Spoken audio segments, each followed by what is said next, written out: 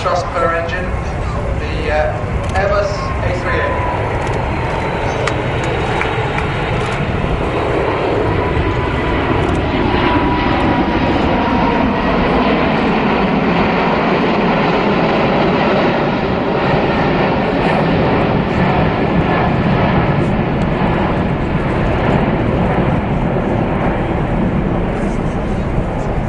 Claude Lelay is flying the aircraft today. He used to be our head of flight test.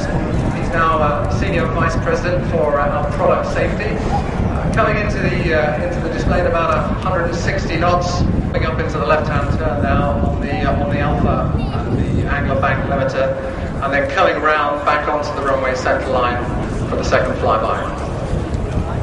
The low-speed part of the flight envelope, as well as the high-speed part of the flight envelope.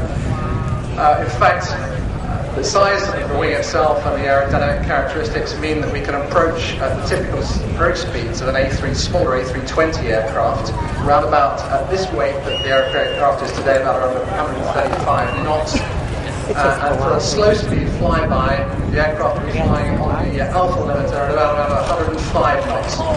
So although we haven't